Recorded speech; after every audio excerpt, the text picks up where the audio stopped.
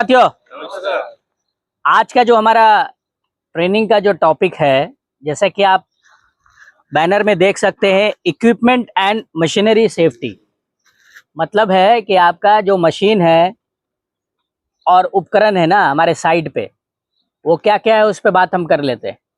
Equipment and machinery क्या क्या होता है, ठीक है, जिसको हिंदी में उपकरण बोलते हैं, मशीन एंड उपकरण। वो क्या क्या हो सकता है हमारे पास? जेसीबी है, ठीक है, एक्सकेवेटर है, हाइड्रा है, क्रेन है ना। उसके बाद और साथ साथ में क्या है हमारे पास? वेल्डिंग मशीन है ना। यहाँ पे बार बेंडिंग मशीन नहीं है, बार बेंडिंग मशीन भी होता है। बाकी जितनी भी आपका ये पब्लिक जो गाड़ी है जिससे वर्कर्स आता है, स्टाफ आता है, सब लोग आता है, बस हो गया, फोर व्हीलर जो आपका ये जो स्कॉर्पियो वगैरह हो गया, वो सब मशीनरी एंड इक्विपमेंट के अंदर आता है, समझे। इसमें और क्या आता है? इलेक्ट्रिकल कुछ चीज़ें आती है, जैसे आपका डीबी हो गया, इलेक्ट्रिकल जो आपका पैनल रूम हो गया, है ना। ये सारी चीज़ें भी आपको उपकरण के अंदर ही आती है। तो हम लोगों ने तो देख लिया है भाई, हॉट वर्क देख लिया, हाइट वर्क देख लिया, है ना, बहुत सारी सेफ्टी देख ली। लेकिन जो साइड पे ये इक्विपमेंट एंड मशीनरी का जो मामला है ना, इसमें भी थोड़ा गंभीरता लेना है, क्योंकि इससे जो नुकसान होता है वो क्या क्या हो सकता है? इससे नुकसान गंभीर चोट आ सकती है, हादसा हो सकता है, बड़ा एक्सीडेंट हो सकता है, यहाँ तक के किसी की मृत्यु होने का भी कारण बन सकता है मशीनरी एंड उपकरण। तो अभी आप लोग समझ गए। जो ट्रेनिंग, जो आज का जो ट्रेनिंग है, उसका जो हेडलाइन है इक्विपमेंट एंड मशीनरी सेफ्टी, मैंने बता दिया क्या क्या आता है उसके अंदर, है ना। तो अब उसमें हम देखेंगे कि खतरा क्या क्या होता है, समझे। खतरा ये होता है कि कोई भी ऐसा मशीन है, ठीक है, या टूल्स है, उसका इंस्पेक्शन ना करना, बिना जांच किए हुए, प्री इंस्पेक्शन किए हुए, ठीक है, उसको इस्तेमाल करना, यानी कि यूज में लाना, समझे, वो खतरा है। जैसे कि फॉर एग्जांपल आप समझ लीजिए, एक उदाहरण के तौर पे आपका कोई एक मशीन है, ठीक है, या हमारे साइड पे कंप्रेशर मशीन है। कंप्रेशर मशीन में आपने देखा होगा कि एक बेल्ट घूमता है, बहुत तेजी के साथ घूमता है। उसका जो मोटर है वो बहुत ज़्यादा हाई पावर का है, बहुत ज़्यादा एचपी का है। तो उसमें क्या होता है कि एक बेल्ट लगा है और उसके साथ एक पुल्ली भी घूमता रहता है ना। अगर उसमें गार्ड नहीं दिया तो क्या हो जाएगा, बोलिए। गार्ड प्रोवाइड नहीं किया तो क्या होगा? किसी का भी हाथ चला जाएगा, और हाथ जाने के साथ साथ बॉडी भी खींच सकता है। उसके अंदर आपसे 1000 गुना ज़्यादा उसके अंदर क्षमता है, बल है, ताकत है, जो आपको अपनी ओर खींचेगा और आपका कोई भी शरीर खत्म कर देगा। हाथ पैर या कोई भी अंग या गर्दन या कुछ भी आ सकता है उसके अंदर। तो वो हजार्ड है। तो उसमें कंट्रोल मेजर क्या है, ठीक है, उसके अंदर जो कंट्रोल मेजर दिया गया है कि भाई गार्ड प्रोवाइड करना, प्रॉपर तरीके से गार्ड लगाना। ये गार्ड लगाना ये भी एक रूल्स के अंदर है। ये फैक्ट्री एक्ट और BOCW एक्ट के रूल के अंदर सेक्शन में आता है कि कोई भी जो है आपका इक्विपमेंट है, अगर गार्ड नहीं है तो उसमें गार्ड लगाना है। बात समझ में आया? तो इसमें जो होता है आपका, मैं बता दूं, एक आता है मैकेनिकल आता है, ठीक है ना, और आपका इलेक्ट्रिकल। कितने प्रकार के खतरे होते हैं इसके अंदर? मैकेनिकल और इलेक्ट्रिकल अपना आता है, ठीक है।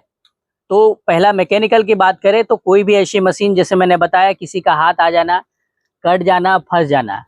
और इलेक्ट्रिकल जो खतरा होता है इसके अंदर कि आप लोग यहाँ पर जब भी यूज़ कर रहे हो कोई भी चीज़ें, जैसे वेल्डिंग मशीन है या इलेक्ट्रिकल कोई ऐसा चीज़ है जो मेटल बॉडी हो, जिसके अंदर इलेक्ट्रिसिटी पास हो, कंटिन्यूअसली लाइव में हो, तो उसमें क्या करना है हम लोगों को? अर्थिंग प्रोवाइड करना है, ठीक है। और जो भी इलेक्ट्रिकल डिवाइसेस है उसको प्रोवाइड करना है, जैसे RCCB, ELCB, है ना। ये सारी चीज़ें प्रोवाइड करना है प्रोटेक्शन के लिए, ह्यूमन प्रोटेक्शन के लिए, कोई बड़ा हादसा ना हो जाए। समझ में आ रहा है? अब बात करेंगे हमारा जो लिफ्टिंग उपकरण है। लिफ्टिंग उपकरण में क्या आता है? क्रेन मशीन आता है। क्रेन देखा ना आप लोगों ने? क्रेन लिफ्टिंग उपकरण में है। एक आता है हमारा earth moving equipment. Earth moving equipment में क्या क्या आता है, जैसे कि लोडिंग अनलोडिंग के लिए हम लोग टेलर का यूज करते हैं, ट्रैक्टर का यूज करते हैं, ठीक है। उसके बाद एक्सकेवेटर है, वो सब अर्थ मूविंग में आता है। लिफ्टिंग उपकरण में आपका क्रेन है, तो इसके अंदर जो सुरक्षा है वो ध्यान में रखना है। उसमें क्या देखना पड़ेगा, सबसे पहले जब भी कोई भी क्रेन स्टार्ट करेंगे या फिर कोई ऑपरेटर हायर करेंगे, तो सबसे पहली चीजें है कि वो ऑपरेटर कॉम्पिटेंट होना चाहिए, वो ऑपरेटर का कॉम्पिटेंसी सर्टिफिकेट होना चाहिए, उसका लाइसेंस होना चाहिए, लाइसेंस होल्डर होना चाहिए, और क्या होना चाहिए, जो भी हमारा क्रेन है, ठीक है, वो क्रेन का इंस्पेक्शन होना चाहिए। वो क्या होता है, टीपीआई होता है, थर्ड पार्टी इंस्पेक्शन, ठीक है। ये क्या होता है, ये भी एक रूल्स के अंदर है। हर 12 मंथ में, एवरी 12 मंथ में क्या करना है आपको, टीपीआई थर्ड पार्टी इंस्पेक्शन करना होगा लाइसेंस धारी से। ऐसा नहीं कि कोई भी कर दिया, कहीं से सर्टिफिकेट उठा लिया, वैसा नहीं है, ठीक है। तो ये लाइसेंस कौन देता है, ये आपको जो कि एग्जीक्यूटिव चीफ इंजीनियर होता है ना थर्ड पार्टी का, वो देता है, जो कि गवर्नमेंट से अप्रूव होता है। पूरा फुल्ली एग्जामिनेशन होगा, वो पार्टी आएगी, आपका क्रेन का पूरा फुल्ली एग्जामिनेशन करके टेस्ट लोड करेगी, ठीक है ना। वो करना है। और हमें क्या देना है, क्रेन में क्या क्या ध्यान देना है, सेफ वर्किंग लोड जो होता है ना आपका, लोड के भार से ज्यादा, सेफ वर्किंग लोड से ज्यादा उसका जो लोड होगा वो नहीं उठाना है, समझ रहे हैं। जितना सीमित है सेफ वर्किंग लोड दिया है, उतने ही भार को या उससे कम लेंगे तो और ज्यादा आपका सेफ्टी फैक्टर अच्छा होगा, ठीक ना। SWL के ऊपर जो है ना, कभी भी आपको क्रेन नहीं लेके जाना है ना। और आपको क्या इसमें ध्यान देना पड़ेगा, जो भी कभी कभी क्या होता है कि वो ऑपरेटर क्या करेगा, हेल्पर को सीखने की वजह से ड्यूरिंग, मतलब काम के दौरान में ही उसको हाथ में स्टीयरिंग दे देता है कि लो भाई थोड़ा आप भी सीख लो। उसमें क्या हो सकता है, हादसा हो सकता है, समझ रहे हैं ना बात को। तो ऐसा हम लोगों को नहीं करना है। और क्या हमारे पास है, जो भी लोकल बसेज है हमारे पास, जो बस है, गाड़ियां हैं, उनका भी हम लोग एवरी मंथ, ठीक है, इंस्पेक्शन करते हैं कि उसका फिटनेस है कि नहीं है, लाइसेंस ड्राइवर के पास है कि नहीं है ना। ऐसी बहुत सारी चीजें चेक होती है। और जब भी आप लोग बस पे चढ़े या उतरे, एक चीज ध्यान में रखिएगा, बहुत जगह ऐसा हादसा हुआ, चढ़ते हुए बस में जाने के टाइम या आने के टाइम लोग क्या करते हुए, बस चल रही है उसी में चढ़ रहे उतर रहे, गलती से अगर हाथ स्लिप हुआ आपका तो क्या होगा, आप टायर के नीचे आ जाएंगे। ऐसा हादसा हुआ है कई बार। तो इस पे भी आप लोगों को कंट्रोल करने की जरूरत है कि नहीं है। और हमारे पास टूल्स एंड टैकल्स यानी उपकरण में क्या क्या चीजें हैं, जैसे कि ग्राइंडर मशीन है। ग्राइंडर मशीन जब भी हम यूज करेंगे तो पहले उसका इंस्पेक्शन हुआ है कि नहीं वो चेक कर लेना है, ठीक है। इंस्पेक्शन अगर हुआ है तो उसके अंदर जो है हमारा गार्ड लगा है कि नहीं वो देख लेना है। और जहां से भी जहां भी पीडीबी से हम लोग जो कनेक्शन उसका लिया है, उसमें फुल्ली ये है कि नहीं, आपका जो सेफ्टी डिवाइसेस है वो लगा है कि नहीं लगा है, ठीक है। और एक जो उसमें जो खतरा होता है इक्विपमेंट एंड मशीनरी से, वो जैसे कि आवाज आना, साउंड आना, हल्ला होना। मतलब कई गाड़ियों में क्या होता है, बहुत ज्यादा नॉइज होता है, साउंड होता है, ठीक है, होता है कि नहीं होता है। तो साउंड, जैसे एक्सकेवेटर हो गया, क्रेन थोड़ा कम होता है, और भी बहुत सारी गाड़ी है, तो उसमें क्या करना है आपको, अगर लगता है कि अगर 75 dB जो है या 85 dB डेसिबल साउंड अगर ज्यादा है, साउंड क्या ज्यादा होना वो भी एक खतरा है, समझे। उससे भी बहुत सारी बीमारियां होती है। तो उसके लिए क्या करना है, हम लोगों को कंट्रोल मेजर एयर प्लग लगाना है, समझे। एयर प्लग हमारा स्टोर में अवेलेबल है, मिल जाएगा, वो लगाना पड़ेगा। और उसमें क्या है कि जो हमारा जो भी गाड़ियां वगैरह है, उसमें क्या होती है, बहुत सारा उससे धूल और डस्ट निकलता है, ठीक है। वो भी एक बड़ा खतरा है। ज्यादा धूल वगैरह, डस्ट वगैरह अगर हमारा इनहेल होगा बॉडी के अंदर, तो क्या होगा, लंग्स में प्रॉब्लम होगा, अस्थमा होगा और बहुत सारी बीमारियां होंगी, समझे। तो उसके लिए क्या करना है हम लोगों को, control measure non respiratory PPs लगाना है, मतलब कि मास्क लगाना है ना। धूल धूल आपको लगता है कि बहुत छोटी सी चीज है, धूल छोटी सी चीज नहीं है।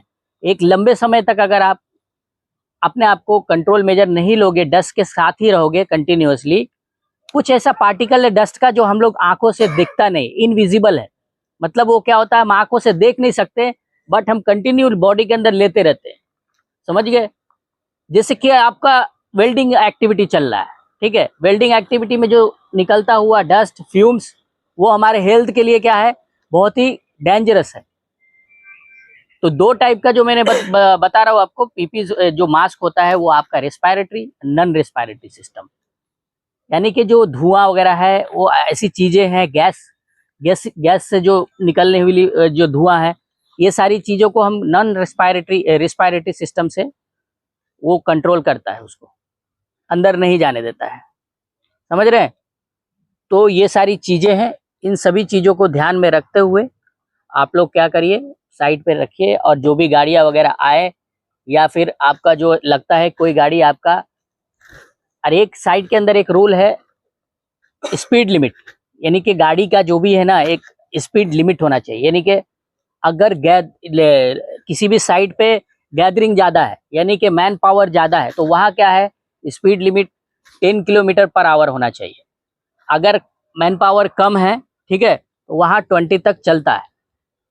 लेकिन एक केस होता है, मान लीजिए यहाँ नहीं है, कहीं एक्सकेवेशन चल रहा हो और वो रूट से कंटिन्यूअसली हेवी गाड़ियाँ चल रही है, आ रही है, जा रही है, तो वहाँ पे 10 किलोमीटर पर आवर होना चाहिए। और एज जो है एक्सकेवेशन का, वहाँ से 1 मीटर का जो है क्लियरेंस रखना चाहिए, ठीक है। उसमें क्या होगा, एक्सकेवेशन में गड्ढे में बहुत सारे लोग मजदूर काम करते हैं, जैसे कोई सरिया बांध रहा है, शटरिंग कर रहा है, अगर डिस्टेंस मेंटेन नहीं किया, गाड़ी स्पीड में जा रही है और उसके टायर से, उसके लोड से अगर सॉइल कोलैप्स होगा तो गाड़ी उसके ऊपर गिर सकता है। ये इसलिए बताया कि यहाँ से अगर कहीं दूसरी जगह अगर आपको एक्सकेवेशन का काम होगा तो ये चीज ध्यान में रखिएगा, ठीक है ना।